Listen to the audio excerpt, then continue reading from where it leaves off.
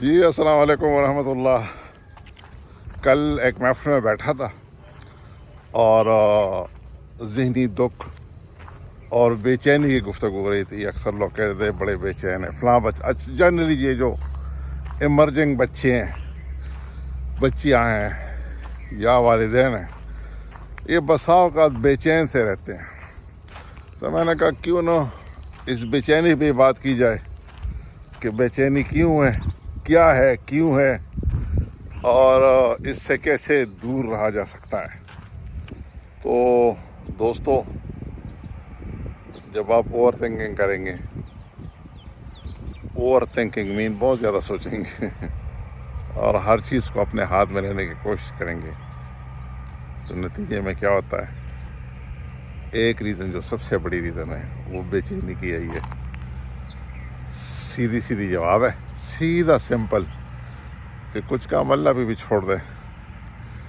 کچھ کام آپ کر سکتے ہیں، اس کے لیے خوب محنت کریں، لیکن جب آپ اوور سٹریس رہتے ہیں، اوور تھنکنگ میں رہتے ہیں، تو اس کا الٹیمیٹ رزلٹ بے چینی ہی ہے.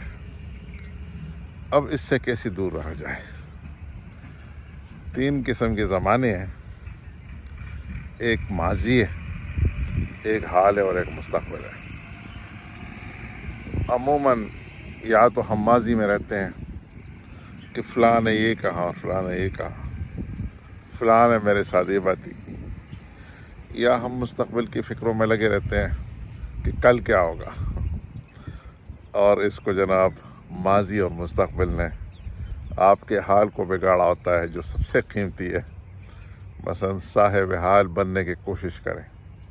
صاحب حال بننے کا مطلب یہ ہے کہ آج کے دن جو کرنا ہے اس پہ توجہ دیجیے، کیونکہ ماضی تو آپ سے جا چکا ہے اور مستقبل اللہ کے ہاتھ میں ہے. ایک حال ہی ہے جو اللہ نے آپ کو دیا، اس کے لیے بھی کچھ حدود و قیود اور کچھ رول ریگولیشن اللہ تعالیٰ نے ہمیں عنایت فرمائی ہے.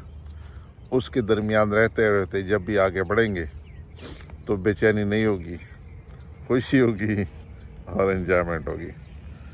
اس کے لیے کچھ، اگر آپ کی جو برین کو آکسیجن بڑھے گی، اب ہم پریکٹیکل اس پہ آ رہے ہیں کہ کیا کیا چیزیں ہماری بے چینی کو دور کرنے میں ہیلپ کر سکتی ہے. تو سب سے پہلے میرے وہ دوست جو مسلمان ہیں، جو کہ میجارٹی ہے، وہ تو لمبے لمبے سجدے کریں. نماز پڑھے تو خشوع و خضوع کے ساتھ پڑھے اور سجدے لمبے لمبے کریں، کیونکہ جب آپ لمبے سجدے کرو گے تو آپ کے برین کو آکسیجن کی سپلائی بڑھ جاتی ہے، اور جب برین کو آکسیجن کی سپلائی بڑھتی ہے تو آپ کا برین ایفیکٹولی کام کر رہا ہوتا ہے، اور آپ کا ڈیفنس میکینزم، کیونکہ اللہ تعالیٰ نے ہر انسان کو ایک ڈیفنس میکینزم دیا ہوتا ہے، اور جب آپ اوور تھنکنگ کرتے ہیں تو آپ کا ڈیفنس میکینزم کمپرومائز ہو جاتا ہے، کیونکہ اس نے اس ایریا کو کنٹرول کرنا ہوتا ہے، اس نے آپ کو سلوشن دینا ہوتا ہے. تو برین آپ کا بزی. تو سب سے پہلے تو جناب آپ کو لمبے لمبے سجدے لگانے چاہیے. ساتھ ساتھ آپ کو صبح جب آپ نماز پڑھیں تو آپ کو پارک کا رخ کرنا چاہیے، اور آپ آئیں ہمارے ساتھ بھی. یہاں AWT B بلاک میں ہم ڈیلی یوگا کرتے ہیں 6 سے 7 بجے کے درمیان، اس میں بھی آپ شامل ہو جائیے. اور کچھ اپنی خوراک پہ بھی توجہ دیجیے. فار ایگزامپل آپ انڈوں کا استعمال کیجیے، آپ سبزی کھائیں، آپ نٹس کھائیں، بادام. تھوڑا سی مہنگی ہے، میرے وہ دوست جو اس کو افورڈ کر سکیں، ڈیلی 2-3-4 بادام کے پیس آپ کے جیب میں ہو، اور کبھی جب موقع ملے تو آپ اس کو چباتے رہیں. اس سے آپ کا ایک امینو ایسڈ ہے ٹریپٹانول، اس کی مقدار جب بڑھتی ہے تو وہ الٹیمیٹلی سیروٹونن کو ریلیز کرنے میں ہیلپ کرتی ہے. تھوڑا سا سائنٹیفک ڈسکشن ہو گئی ہے، لیکن وہ سیروٹونن اصل میں آپ کو خوشی دیتی ہے. تو ٹریپٹانول امینو ایسڈ کی طرف توجہ دیں، اور وہ آپ کو مل سکتا ہے انڈوں میں، آپ کو سبزی میں، آپ کو نٹس میں.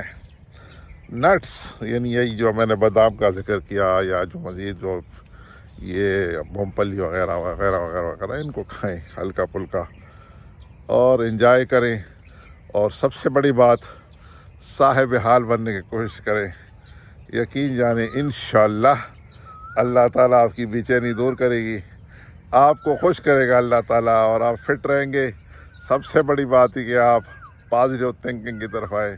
جب بھی سوچ مثبت ہوگی, ڈیفنس میکینزم کو بہت زیادہ کام کرنے کی ضرورت نہیں پڑے گی اور آپ خوش رہیں گے. اپنے اور اپنے سیزن کا خیال رکھیے, دعاؤں میں یاد رکھیے. اس وقت آپ دیکھ رہے ہیں move and mind by Sajid Khan. السلام علیکم ورحمۃ اللہ وبرکاتہ.